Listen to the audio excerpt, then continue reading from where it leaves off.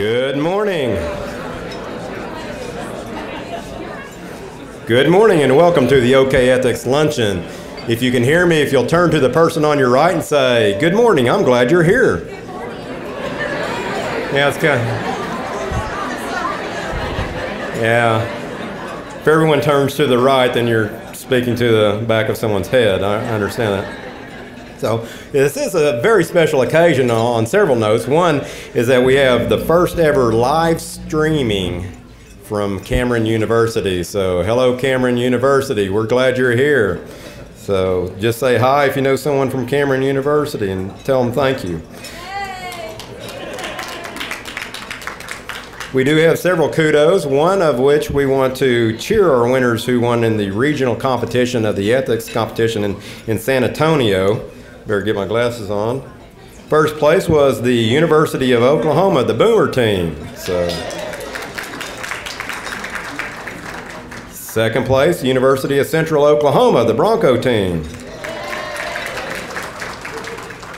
And third place, the Oklahoma Christian University, the Talons team. So I want to thank them.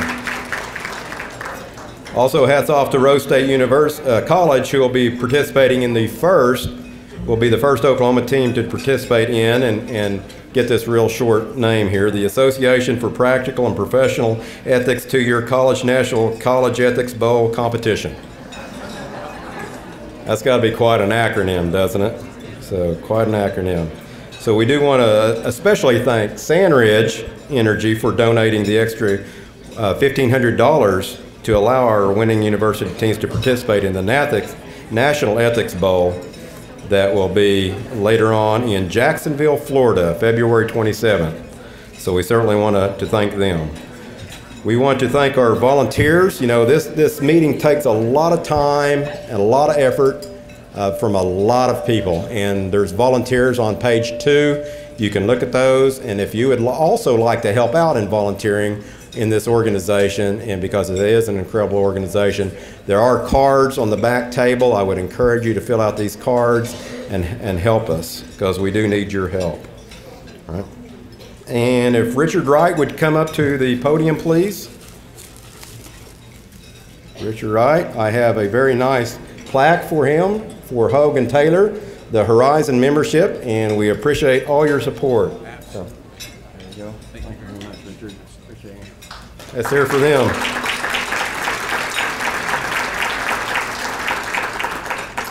So we have the live streaming, the kudos, the Rose State University, the volunteers, the Horizon members, and Shannon will come join me if you would, and we will queue up a video for the next presentation, next month. Okay. While Jaleesha's getting that queued up, I wanted to mention to you a couple of things. First of all, our friends at Public Strategies have a workshop, and one is Forever for Real, and there's some cards and information about that in the back table. Did you know that one of the top stressors for men in the workplace has to do with when they're fighting with their wives? So their productivity naturally goes down. Anyway, we believe that handling conflict appropriately is a good way to getting to good, solid, ethical decisions. So anyway, if you want to raise your productivity, get along with your wife, you might check this out, okay? There's some flyers in the back. They also do, I just learned a few minutes ago that they also do a Winning in the Workplace challenge. And these workshops, I believe, are free to businesses, so please pick up some information. Can everybody hear me okay? Can you hear me back here? Okay. Back here? Okay, good deal. Well, for those of you who I know, a lot of people are going to be at this particular program. It's going to be very inspiring. It's all about trust and teamwork. So I hope that you'll join us. It's going to be packed that day. We are joining forces with our good friends at Southern Nazarene University to bring this program, and we'll have more details about that. But because we know it's going to be packed, we're going to ask for early registration, I thought it would be good to incentivize you. And because it's an ethics group, we're not bribing, we're incentivizing, okay?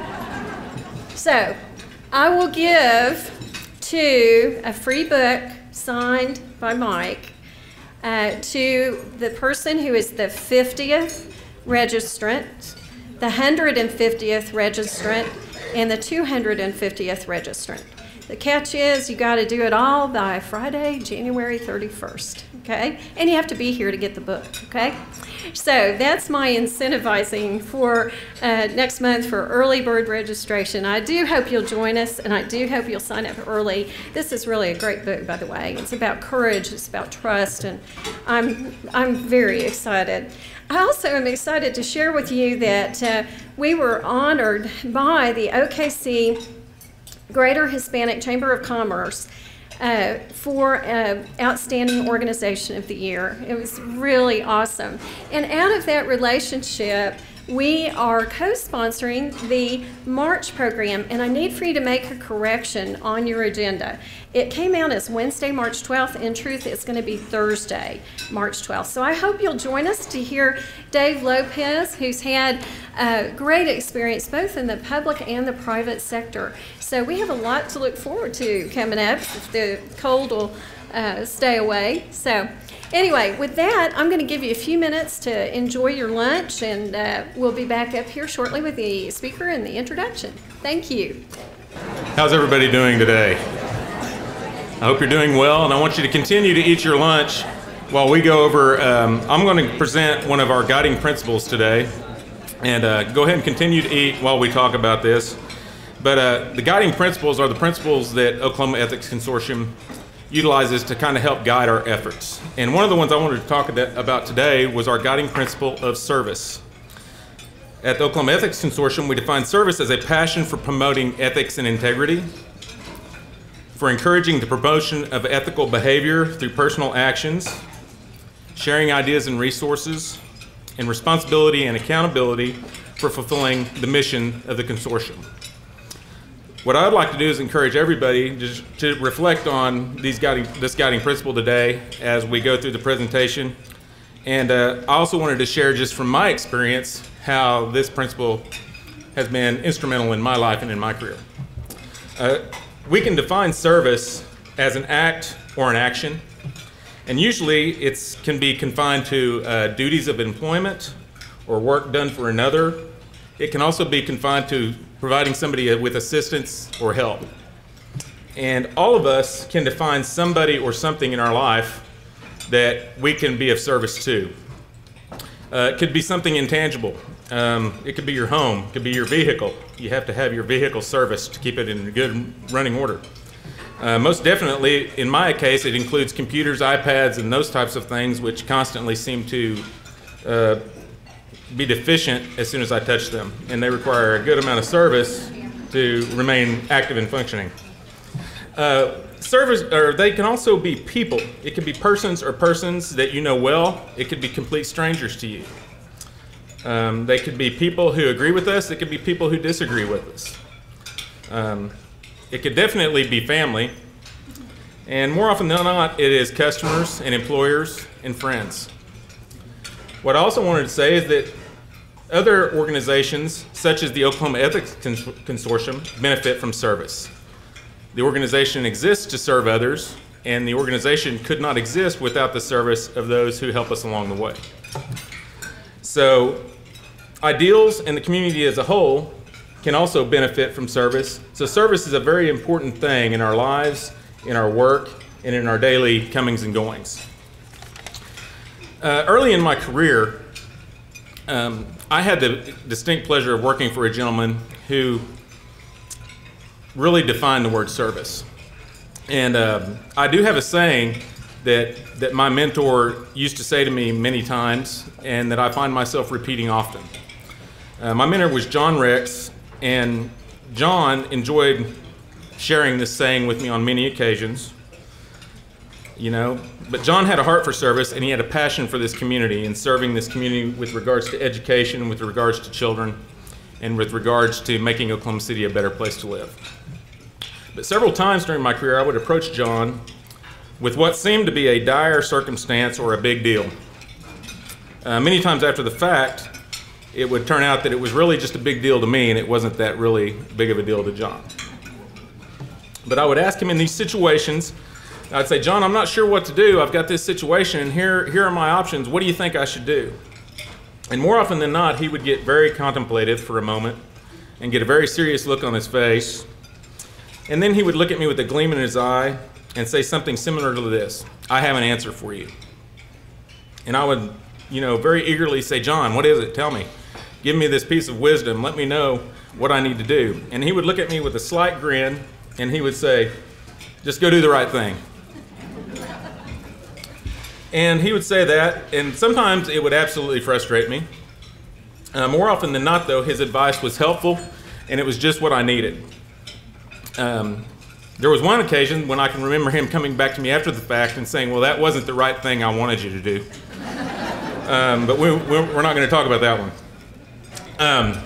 But looking back, in every circumstance, generally I knew the answer to the question I was asking him, and I was just going to him looking for encouragement, looking for consensus, looking for agreement. And every time he gave me the gift of giving me the right advice. In retrospect, the most important encouragement he gave me in those words was the word do. Because he really wasn't giving me the right thing to do. He wasn't telling me the answer to my question. What he was encouraging me to do was to act. He was encouraging me to serve. He was encouraging me to serve my employer. He was encouraging me to serve our customers. He was encouraging me to serve whomever was the target of that particular dilemma. And I can truly say that every time, going out and taking the action and doing was what made the difference. So, even when we know the right thing, even when we think we have all the answers, it takes action, it takes service to actually put it into action and to make it work. So I want to encourage us all today to go out and serve. Let's go out and do the right thing. And at this time, we'll continue on. I want you to enjoy your day, and thank you very much.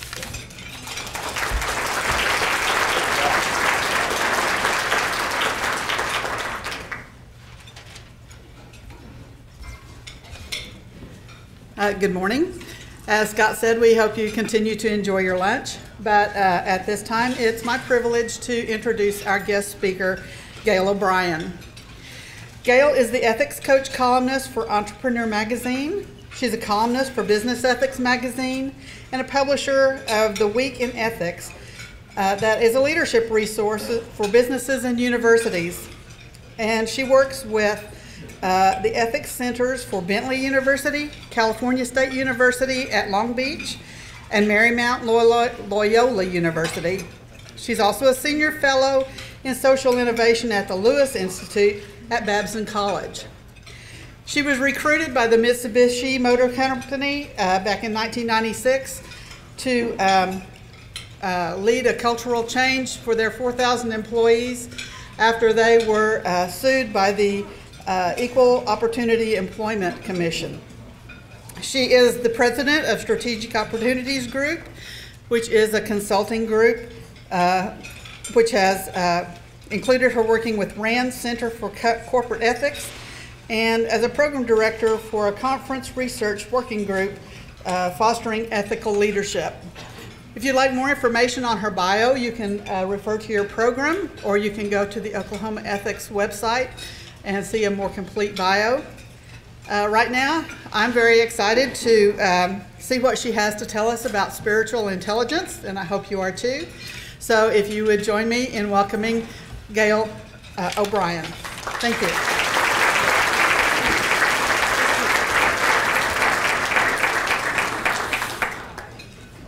Why would anyone talk about a subject as complicated and easily misunderstood as spiritual intelligence, add the leadership connection, and think they could do it over a lunch? If that question is on your mind, which I'm thinking it might be, I'm delighted to give you a simple answer. I was so pleased when Shannon invited me to be with you in Oklahoma City and in Lawton, to connect spiritual intelligence to its role in leadership and culture. There is so much more that we can do to ingrain and enliven the role of purpose and values to take root in organizations.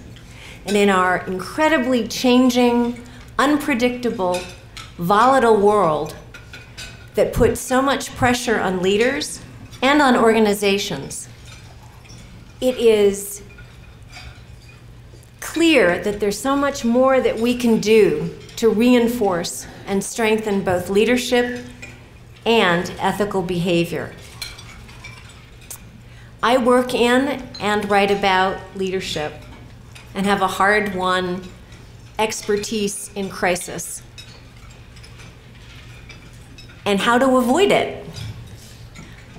My purpose in nearly 3 decades of working with leaders whose organizations are in change, challenge, or crisis is how to see, avoid, address, and ensure that vulnerabilities that lead to ethical fallout are ones that can be handled in an appropriate way.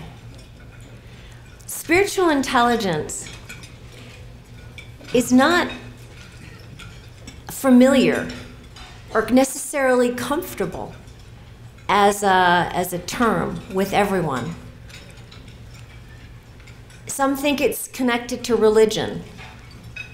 It's not about religion. Whether or not you're religious or agnostic doesn't have a bearing on whether you have high or low developed spiritual intelligence. Some think it's just too Californian.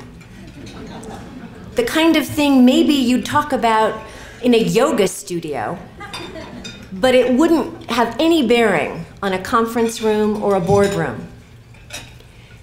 And some might think it's just weird, but no, you don't learn how to levitate, and you don't have to become a vegetarian.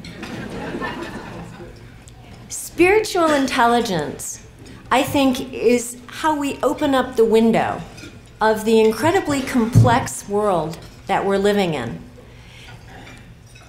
and be able to pull out what it is that we need in order to be as effective in our organizations as possible.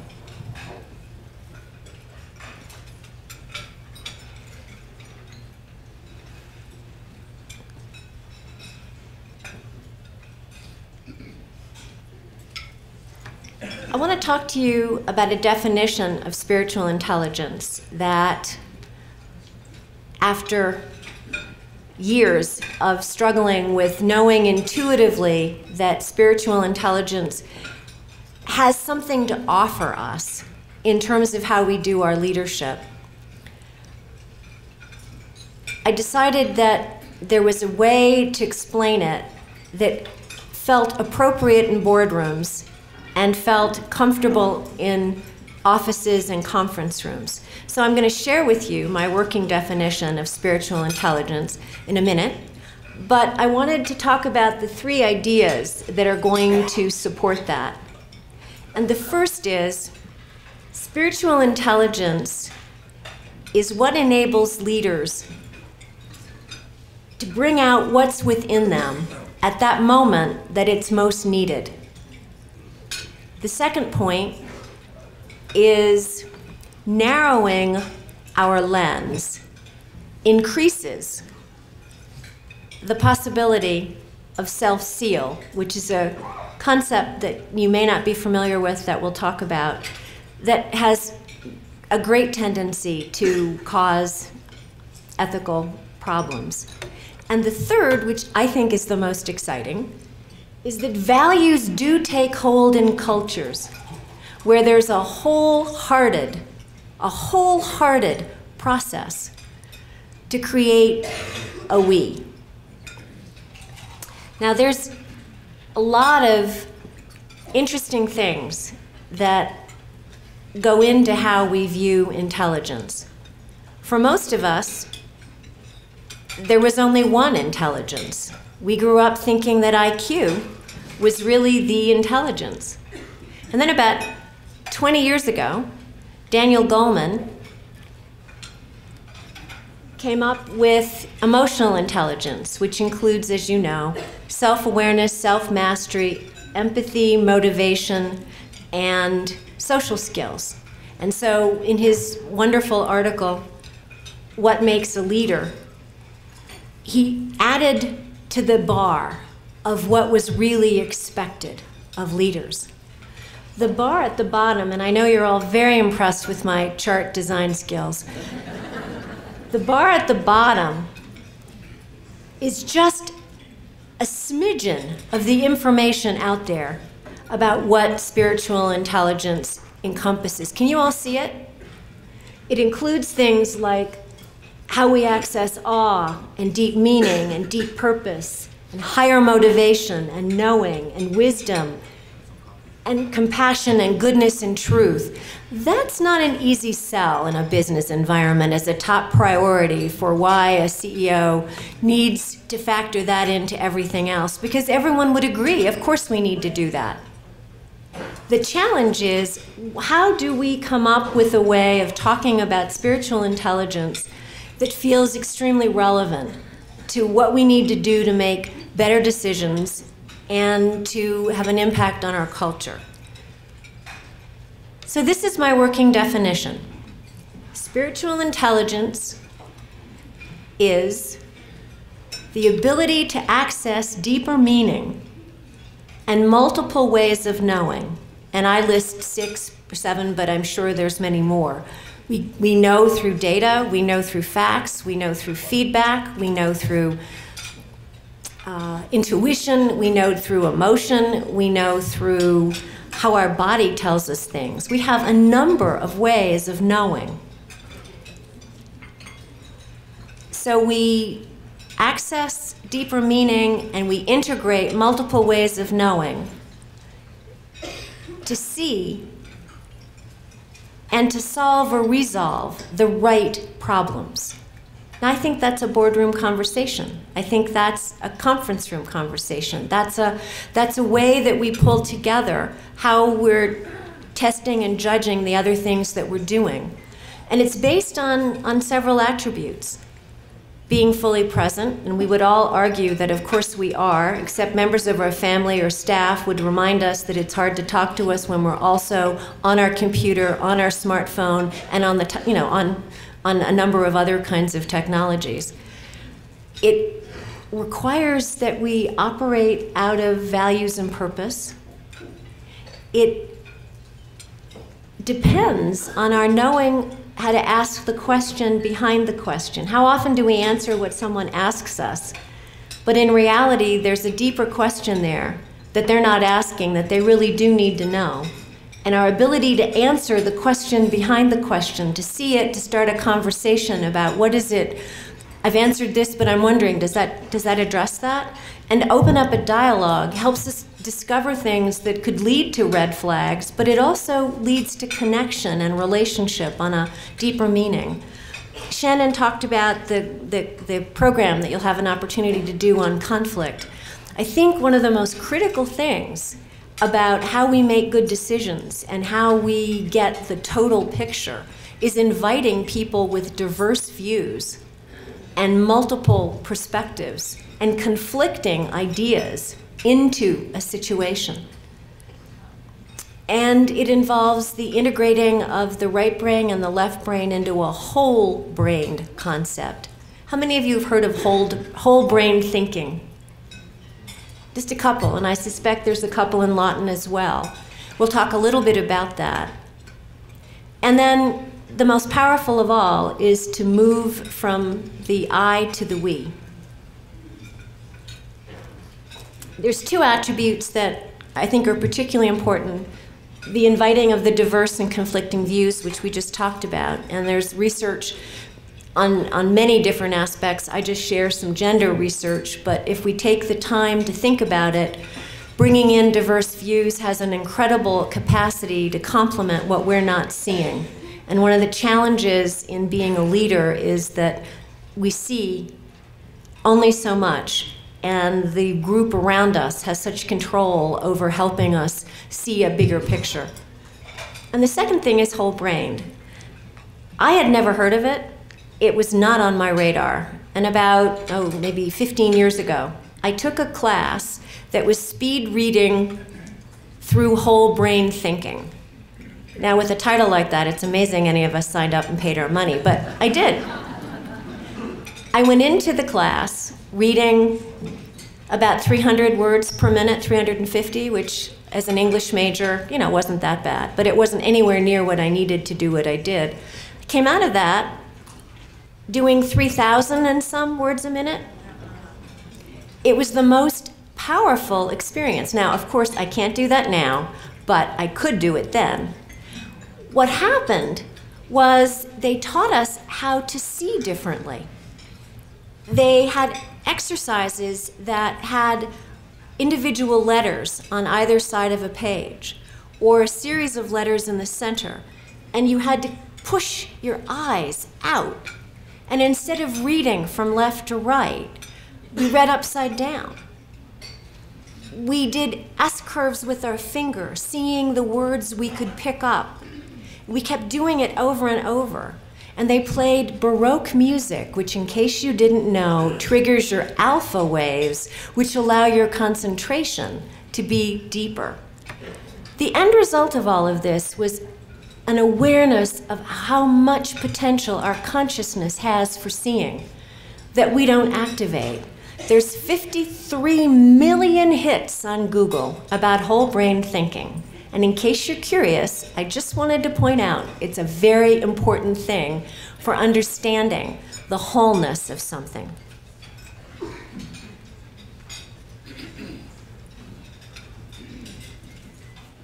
Mindfulness, being present, integrity, which we know is the core of how we access our values, the ways of getting information, deeper meaning, multiple ways of knowing, conflicting views, whole brain, and moving from I to we was just a way that I thought would help see the flow in spiritual intelligence. I want to pick up on mindfulness. How many of you remember the flight attendant telling us when we're just starting our flight that in the event of air pressure change, we need to put our air mask on first? Does that ring a bell? It's a marvelous metaphor for how we can help start accessing more of our spiritual intelligence. Because it's the clue that we can't do anything unless we first address what we need. The mindfulness definition that Jon Kabat-Zinn uses is that it's a presence of heart. We all know that there's a tremendous movement on the part of lots of companies to be recognizing the impact of stress on their employees. Research I saw is 25% of all American companies have some kind of stress or program that helps deal with well-being related to potentially yoga and mindfulness on site. Google has over 1,000 of its employees already taking mindful courses, as does Target, McKinsey, the whole Silicon Valley high-tech companies. And I was fascinated that General Mills was one of the early companies to do this. And in a recent survey, 85% of their senior executives said that they listened far better as a result of taking the mindfulness training. When you think about listening as a skill, being present, being aware, being connected to others, and you think of the power of that, not just in ethical behavior, but you think of the power of that in making good decisions, it's really worth thinking about. And we all know that there's a lot of things that we could do if we don't want to make the commitment. I'm a continual yoga dropout. I sign up, I go to the first couple of classes, and then I desperately look for reasons why I can't do the rest of the series. But I keep showing up, to my credit. I keep taking these series, and eventually my goal is to finish all 12 of them and find myself transformed. But I do know that it makes a tremendous difference. And so even if you're just going to do breathing exercises, paying attention to being present is the start of our spiritual intelligence. Have any of you done mind mapping? Only a couple. It is so wonderful. It came out of that whole-brained reading class I did. The concept, this rather hard to read map is asking the question, what are the uses of mind mapping? And that thing in the center is 8 different uses. And from those 8 different uses, ideas come out of each of it. So you'd have a multi-paged analysis if you weren't doing the mind mapping. But if you use different colors of pens, you find yourself getting more creative. There's a corollary between using colors and the imagination moving. The point is, it's another way of demonstrating whole brain thinking. You see the whole of something. When spiritual intelligence is something that we're focused on and committed to and connected with, we can access and experience equilibrium. Which brings us to our first point. Spiritual intelligence enables that which is within us to show up when it's most needed.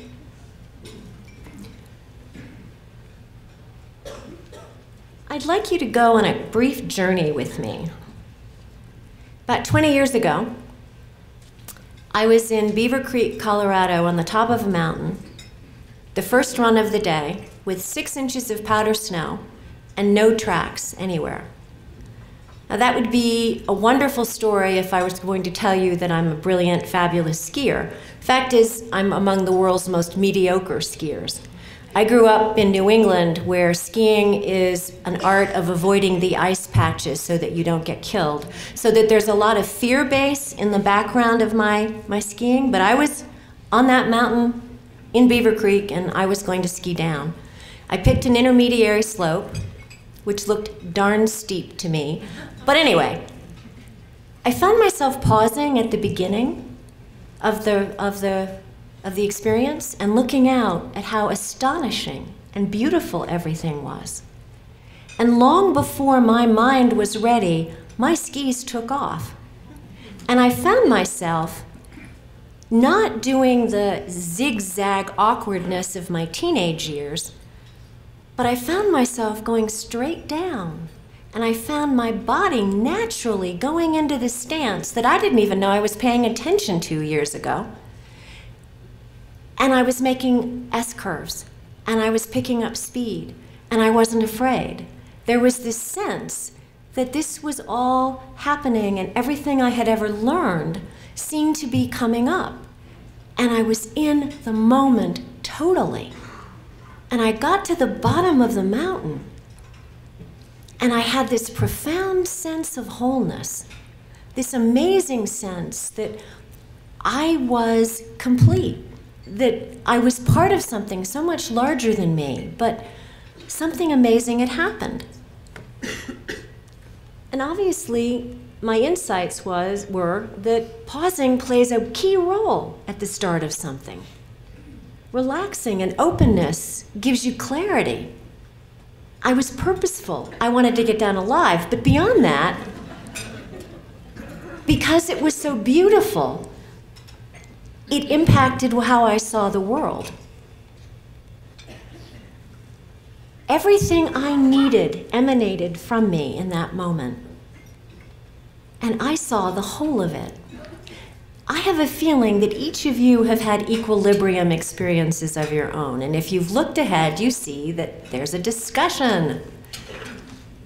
I'd like you to spend 8 minutes, and we'll look at, in your equilibrium story, did you get what you needed?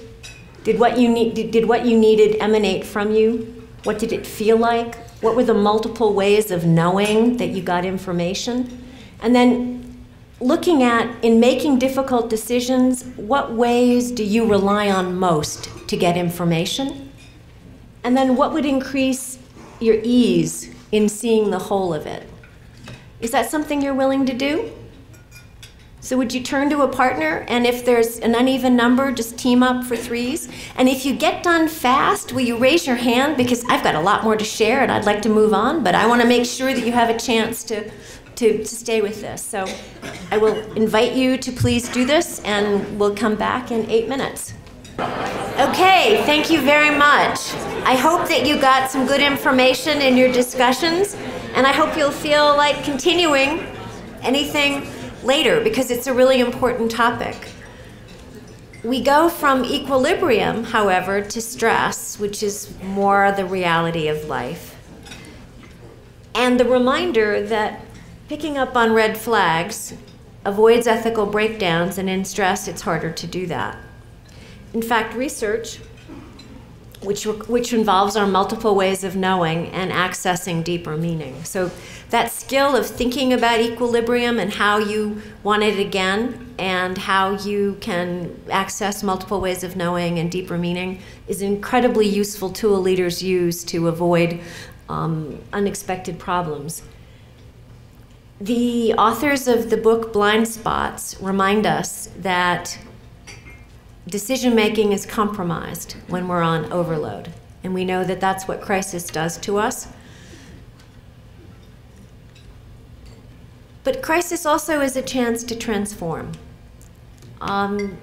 It was mentioned that I was recruited to Mitsubishi Motors to help lead the Model Workplace Initiative after the sexual harassment lawsuit. And at the same time, there was a national boycott that the Reverend Jesse Jackson and Rainbow Push and the National Organization of Women had against Mitsubishi. There was a lot of pressure to settle, and there's also the dynamics that you go through when such sweeping allegations are made to try to figure out what's going on.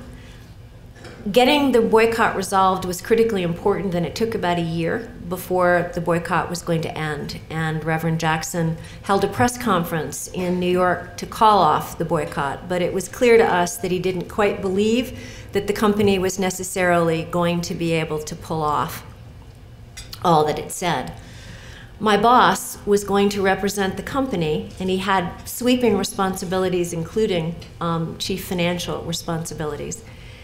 And in his speech, an apology was included to the women who had been harmed or might have been harmed.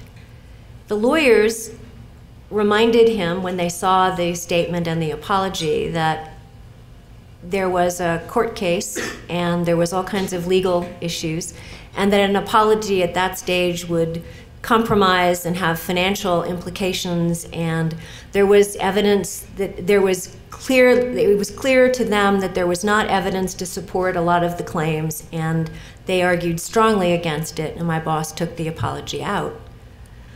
We went to New York, he and I, and he made his remarks the next morning, and he put the apology back in, and the energy in the room changed. And later, when a reporter asked a really hostile question to my boss, it was Reverend Jackson who stood up and said, "You have to give the company time. Give them time."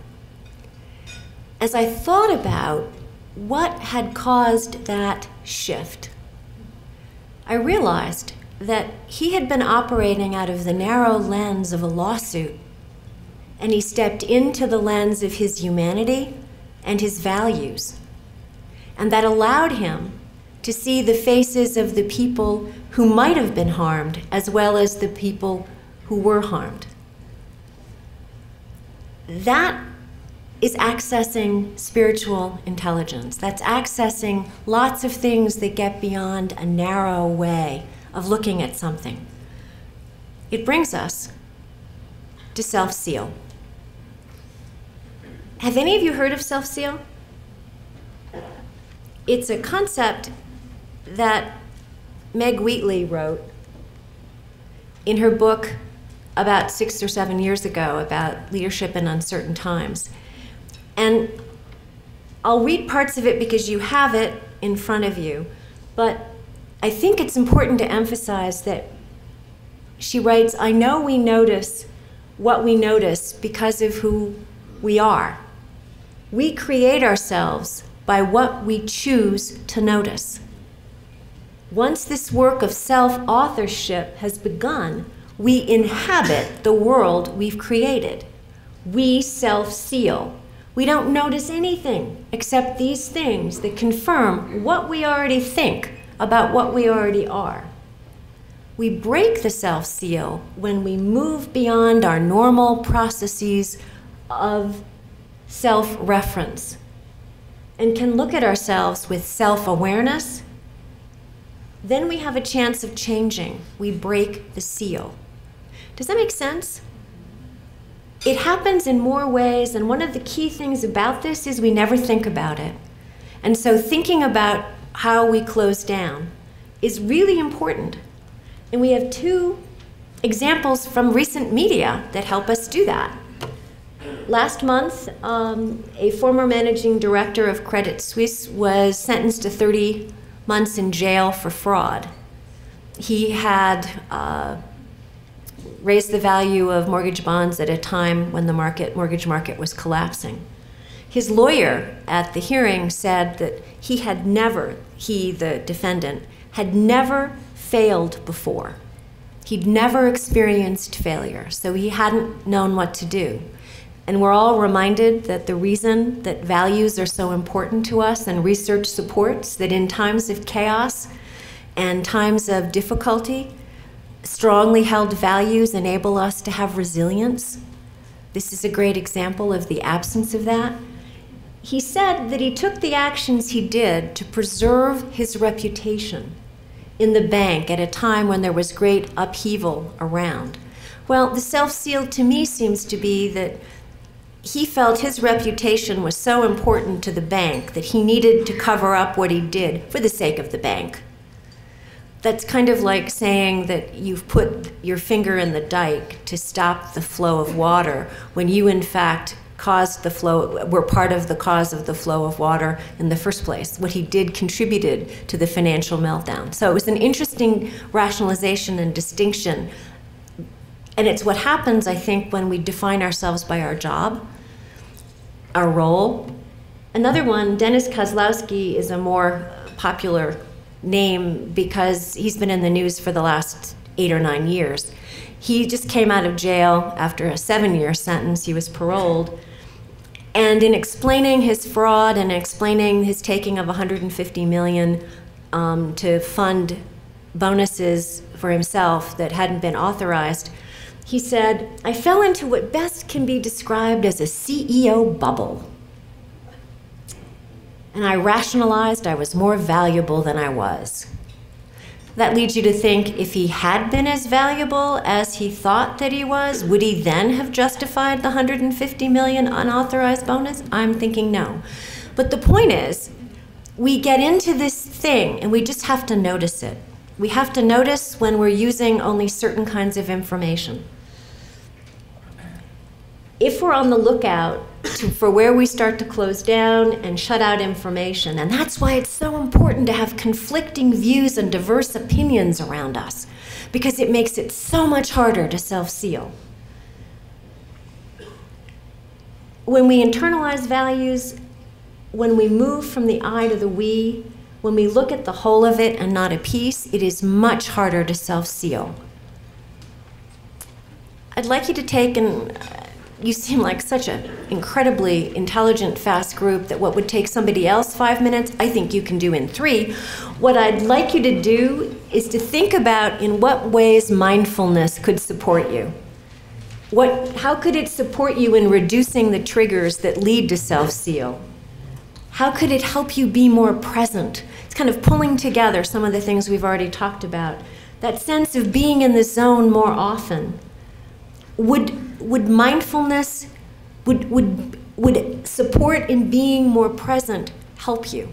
Could you kind of chat amongst each other for a couple of minutes about, is there something you'd be willing to do to help support yourself in putting the oxygen mask on to be more present, because the reality is that if leaders aren't doing that, they're very vulnerable. And we're all leaders. And being vulnerable, not so much. So please talk with each other about a couple of ideas that you might have for how feeling in the zone and feeling more whole can be supported by an action you could take. Would you do that? Thank you. All right, thank you very much, and I hope that's a conversation that you'll continue to have with yourself and others about how you can increase your mindfulness. One of the powerful things about spiritual intelligence is that it's not a brand of leadership. I was talking to Calvin Colbert before our session began. He and I were involved in a program at the conference board together on spiritual leadership. No one signed up for that program. I'm sorry, not spiritual leadership. They would have signed up for that. Ethical leadership. No one signed up. I've been involved in looking for ways that we can decrease vulnerability of leaders. What is it that we could just focus on? So I've looked at authentic leadership, ethical leadership, common purpose leadership, servant leadership, conscious leadership, wonderful forms of leadership. But the thing about it is that they don't get widely accepted. They're not widely embraced. There is a powerful argument that leadership is ethics. And so branding it off is not as needed. But it gets lost if it is not part of how leadership is fueled. And that's why spiritual intelligence is so important, because it is not a brand of leadership, it is the fuel to leadership. Values take hold in cultures where a wholehearted process creates the we. There's a lot of research from Gallup on about how people are motivated by purpose. Most compelling, I think, is Daniel Pink's study that found that purpose can motivate people as much as profit. Enlightened hospitality is the purpose of a company called Union Square Hospitality Group. Danny Meyer is the CEO, and he has many, many restaurants in New York and now around the country and beyond. He recruits people with the values of the company, and enlightened hospitality is the incredible expectation that all of them are trained and focused on. He has a performance measurement that is 49% how you do the technical part of your job. And 51% is your emotional investment and engagement in what it is you're doing and how people feel about having interacted with you. He tells his employees that he wants them to take 10 minutes a day to do 3 acts of extraordinary service for someone.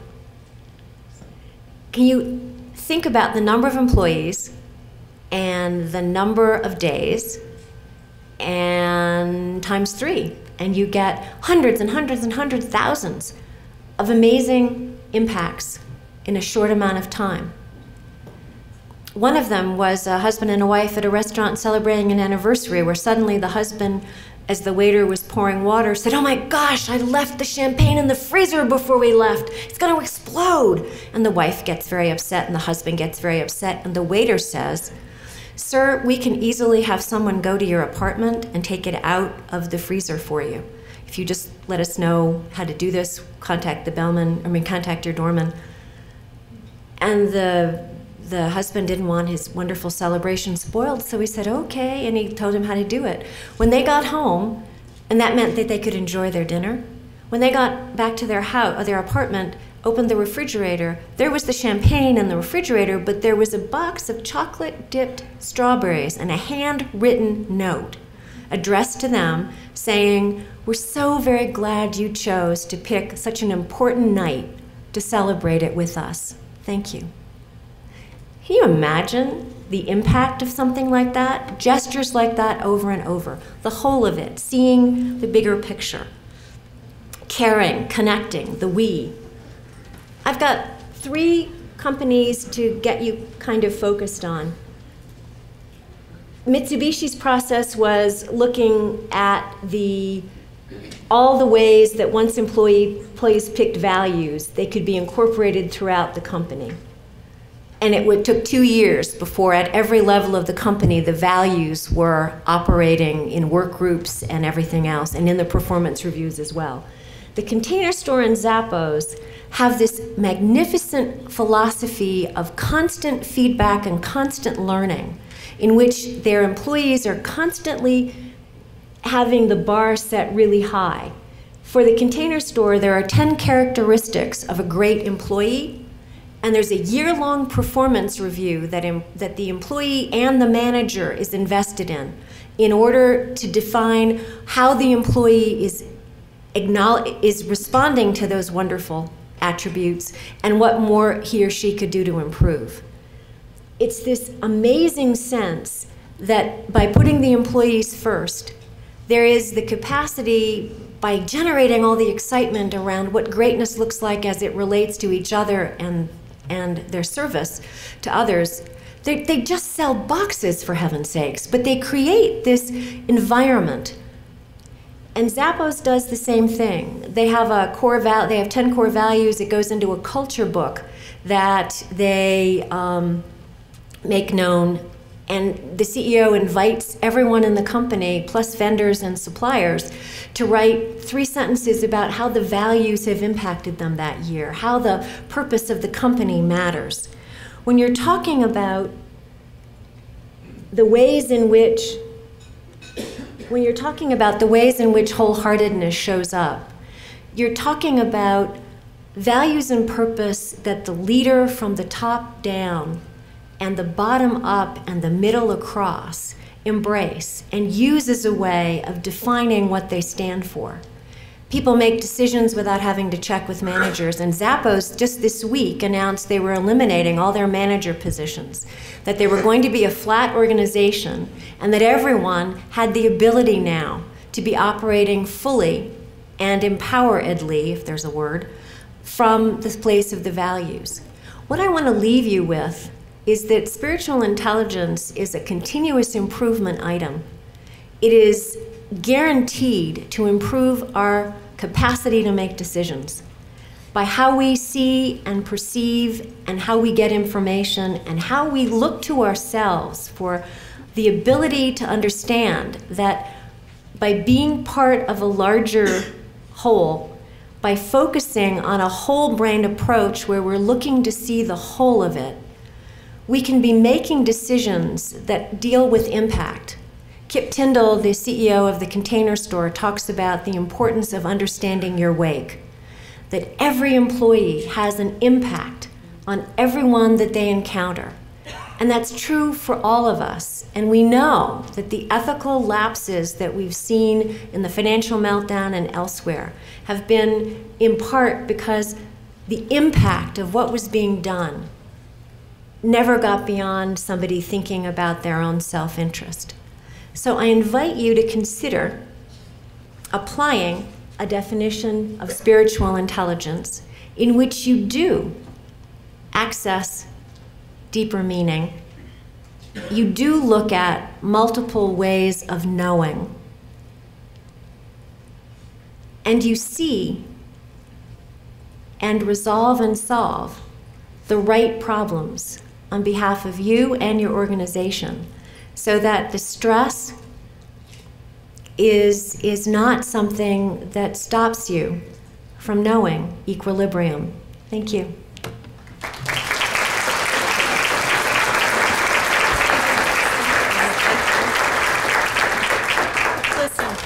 I have to tell you, Gail has been a trooper. She could not get out of Boston. She had to drive 3 hours to Hartford, Connecticut, and the rental car did not have windshield wipers. She hit a snowstorm.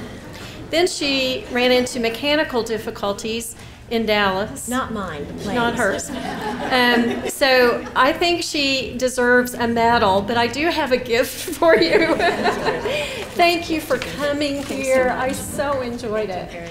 A lot of depth.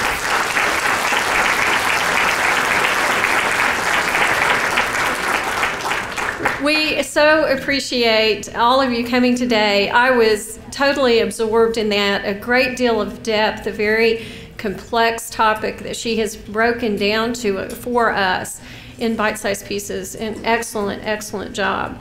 If you look at your agenda, there are additional resources available. We also have this video. We've been posting our videos online, so if you want to share this with somebody in your office, please do.